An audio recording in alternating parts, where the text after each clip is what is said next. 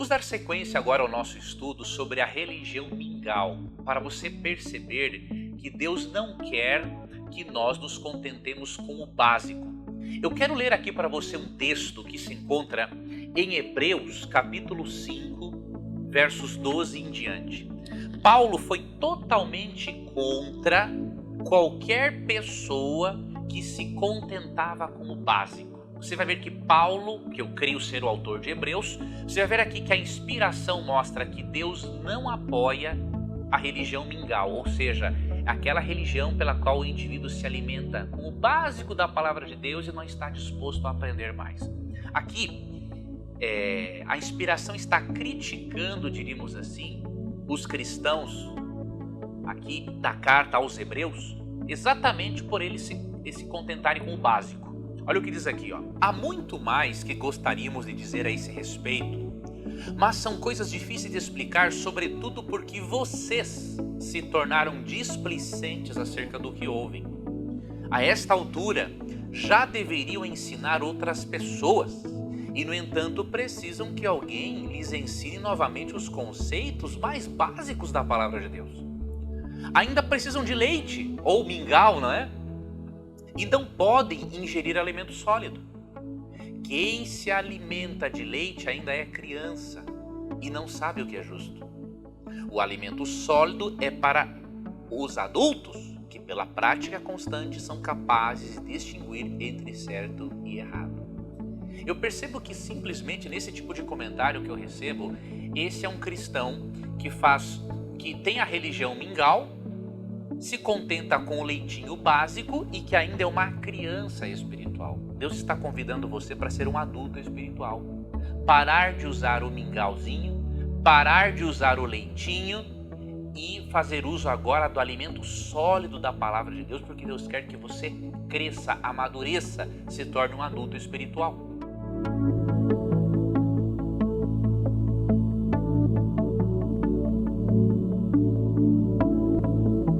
Eu percebo aqui nesse internauta, ele se contenta com que o seu pastor desigrejado diz, né? Seu pastor desigrejado, né? Ele tem um pastor, diríamos assim, não é intitulado como pastor, obviamente estou usando esse termo, mas eu digo que ele é um pastor desigrejado, por quê? Porque ele arrebanha um monte de internautas ao redor dele, internautas que não querem compromisso com a igreja, não querem compromisso com estudo sério, não é? Então eles ficam naquele mingauzinho ali, naquele alimento bem básico e estão contentes com aquilo. E quando alguém quer aprofundar uma questão, até mesmo para mostrar a veracidade das afirmações deles, eles já pulam fora. Isso não é correto, isso não é honesto, tanto do ponto de vista intelectual quanto emocional, não é? A verdade nunca perde pela investigação. Pelo contrário, quando algo é verdade, quanto mais você investiga, mais você fortalece a verdade. Se as verdades que você crê, meu amigo internauta, ao serem investigadas, elas se demonstram fracas, isso demonstra que isso é o quê? Que isso é uma mentira. Porque a verdade nunca perde com a investigação. Se o que você crê está se perdendo com a investigação, a dura realidade é, você está na mentira. Não tem outra história, não tem outra saída. A verdade nunca perde com a investigação. E deixa eu mostrar para você como a ignorância é destrutiva e como isso não fazia parte da vida dos apóstolos, por exemplo, e muito menos de Cristo, né? Eu quero ler para você aqui um texto que se encontra primeiramente em Oséias, capítulo 4, verso 6. Aqui diz o seguinte: meu povo está sendo destruído porque não me conhece. Em outras traduções, meu povo perece por falta de conhecimento. Então o que isso significa? Quando nós não temos um correto conhecimento de Deus, quando não desenvolvemos a nossa capacidade intelectual, nós somos destruídos. Por quê? Simples, nos tornamos mais vítimas de Satanás. Nós podemos ter armas maiores contra Satanás quando temos o conhecimento da verdade. A nossa mente será muito mais saudável se nós a desenvolvermos. Por exemplo, a ciência comprova claramente que uma das formas mais eficazes de evitarmos o mal de Alzheimer é por meio da leitura. Você entendeu? Então a Bíblia e nem a ciência aprovam a ignorância. Por exemplo, em 1 Timóteo 4,13, Paulo aconselhou ao jovem pastor Timóteo da seguinte forma: até a minha chegada, dedique-se à leitura. Você vê Paulo aqui dizendo para Timóteo o seguinte: não, Timóteo, já que você é um jovem pastor, não se preocupe em se aprofundar muito. Não, ele não diz isso. Dedique-se à leitura da Bíblia e também de outros livros. Sabe por quê? Você vai para Atos capítulo 17. E Paulo está citando poetas e filósofos gregos para poder trazer as pessoas para o evangelho. O que isso demonstra? Que Paulo estudava, que Paulo era um conhecedor. E eu percebo que muitos desses internautas que me questionam, dizendo, a Bíblia não diz que eu devo fazer faculdade ou que eu devo ser um intelectual para ser um cristão. Eu percebo que eles não leem, por exemplo, os comentários cheios de erros de ortografia. E não é erro comum de digitação. Eu também tenho erros de digitação. Isso é mais que natural. Mas erros de ortografia absurdos. Não é? Não conseguem construir uma frase com início, meio e fim. Não conseguem, por exemplo, estruturar frases. Sujeito, verbo e predicado é uma coisa totalmente sem lógica. Por quê? Como eles são adeptos da religião mingau, e eles não se preocupam em estudar a Bíblia profundamente, em ler outros autores, eles não aprendem a escrever. E um outro problema com isso é o seguinte: a pessoa que não se aprofunda, ela se torna uma pessoa analfabeta funcional. Ela lê e não entende o que está lendo. A Bíblia não apoia isso. Você pode dizer assim: você está dizendo então que Deus não usa as pessoas simples? Eu não estou dizendo isso. Deixa eu te contar a minha história. Quando eu vim para Novo Tempo, eu estava com 20 anos de idade, hoje eu estou com 38. Quando eu vim para Novo Tempo, no ano 2000, eu não sabia nem ligar o computador. Na minha cidade, no interior do Rio Grande do Sul, em Palmeira das Missões, o computador era para rico. E eu era pobre, eu não sabia ligar um computador. Eu tinha só ensino médio quando eu vim para Novo Tempo. Quando eu vim para Novo Tempo, eu tinha ensino médio. Então, Deus me chamou eu sendo uma pessoa profundamente ignorante em vários assuntos. Deus me chamou não pelo meu conhecimento. Deus me chamou por sua graça. Porque eu era uma pessoa profundamente ignorante em vários assuntos. Tinha algum conhecimento bíblico, porque eu havia entrado ali para ser um instrutor bíblico, de casa em casa, mas eu não tinha profundidade teológica nenhuma. Eu não tinha o conhecimento da língua portuguesa que eu tenho hoje. Eu não tinha conhecimento das fontes que eu tenho hoje. Por exemplo, eu lia muito pouco. Hoje, graças a Deus, eu leio dezenas de livros por ano. Então, eu cheguei assim aqui. Só que o que acontece? Deus me deu a possibilidade de crescer. Do ensino médio, eu fui fazer minha faculdade de comunicação social. Depois, fui fazer a minha pós-graduação na área do jornalismo. E depois eu fui fazer o meu mestrado em teologia e pretendo continuar estudando se Deus assim o permitir. Então veja, Deus chama sim e usa as pessoas simples, mas Deus não chama as pessoas simples para elas continuarem na ignorância delas. Deus quer que nós cresçamos. É por isso que Romanos 12, 1 e 2 é dito, que devemos passar por uma renovação mental. Deus não chamou você para você estagnar, permanecer aqui, estagnado. Deus chamou você para você crescer, atingir grandes alturas, porque quanto mais conhecimento você tiver, melhor você honra a Deus transmitindo este conhecimento. Okay? Então não estou dizendo aqui que Deus não usa as pessoas simples, eu estou dizendo que Deus não quer que a pessoa permaneça na ignorância.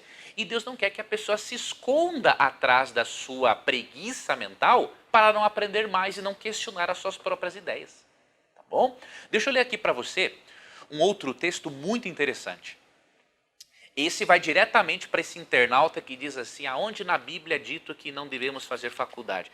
Você sabia que a Bíblia tem uma repreensão muito dura para você que despreza o conhecimento?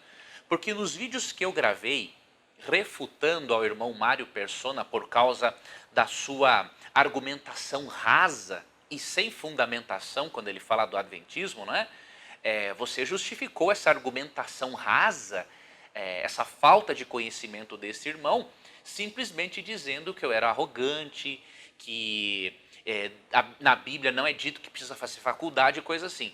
Pois eu vou lhe mostrar, meu irmão, outro texto muito forte, que se você obedecer esse texto, você vai mudar de opinião na hora. Agora, se você for rebelde contra o texto, aí, meu irmão, é entre você e Deus. Provérbios 1:7 diz assim, vou ler na Nova Versão Transformadora.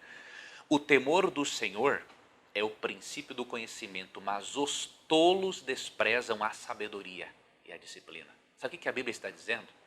Não está dizendo que Deus não usa as pessoas simples. Pelo contrário. A maior parte do que eu aprendi foi estudando sozinho. Eu fiz o meu mestrado em teologia recentemente. Você entendeu? Eu vim para Novo Tempo só com o ensino médio, eu não sabia nem ligar o computador. O que a Bíblia está dizendo não é que Deus não chama e não usa as pessoas simples. O que a Bíblia está dizendo é que quem despreza o conhecimento é tolo. Simples assim. Se você, ao ser confrontado com as ideias que eu apresento, se ao ser confrontado com as provas bíblicas e históricas que eu apresento, você simplesmente despreza a sabedoria para continuar com a sua religião mingau, a Bíblia está dizendo o seguinte, que o tolo despreza a sabedoria e a disciplina. Então o que eu posso dizer para você, meu irmão, a Bíblia chama você de tolo. Porque você está perdendo uma grande oportunidade de ser verdadeiramente feliz. O que diz João 8,32? E conhecereis a verdade, e a verdade vos libertará.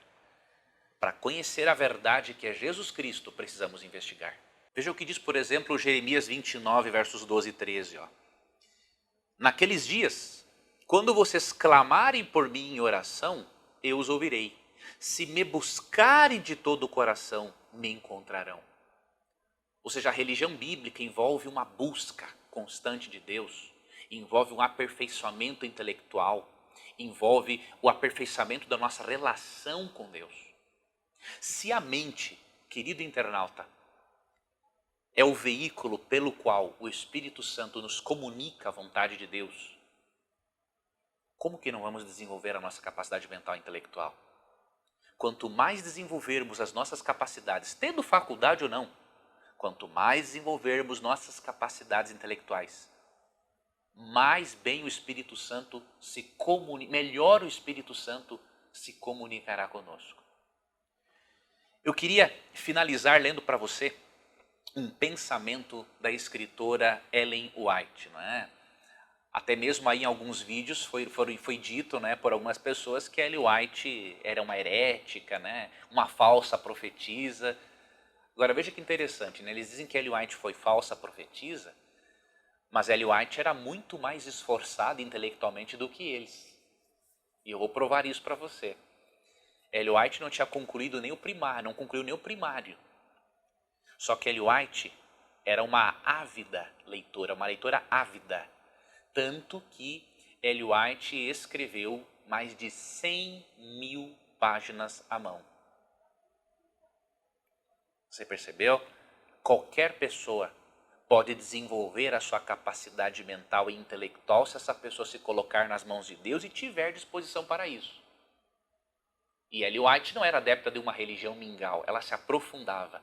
E mesmo ela não tendo terminado o primário, ela desenvolveu-se, foi uma prolífica escritora, cofundadora do Adventismo, para você ter uma ideia. Veja o que Ellen White escreveu no livro Testemunhos para a Igreja, volume 3, página 160. A ignorância não aumenta a humildade ou a espiritualidade de qualquer professo seguidor de Cristo. As verdades da palavra divina podem ser melhor apreciadas pelo cristão intelectual. Cristo pode ser melhor glorificado por aqueles que o servem inteligentemente. Ellen White estava em total harmonia com aquele princípio de Provérbios 4:18. O que diz Provérbios 4:18? Que o caminho do justo é como a luz da aurora e vai brilhando mais e mais até ser dia perfeito. A Bíblia não apoia a estagnação intelectual e espiritual. E eu vou deixar para você também aqui agora um pensamento do comentarista Norman Champlin.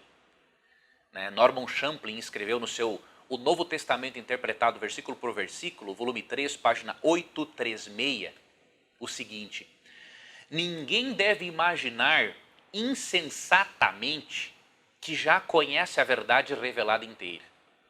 Não sejamos covardes a ponto de temer novas verdades. Não sejamos preguiçosos a ponto de aceitar meias verdades. Não sejamos arrogantes a ponto de pensar que já conhecemos toda a verdade. Dessas imposições e restrições, peçamos que o Senhor nos liberte. Eu gostaria que você orasse a respeito disso.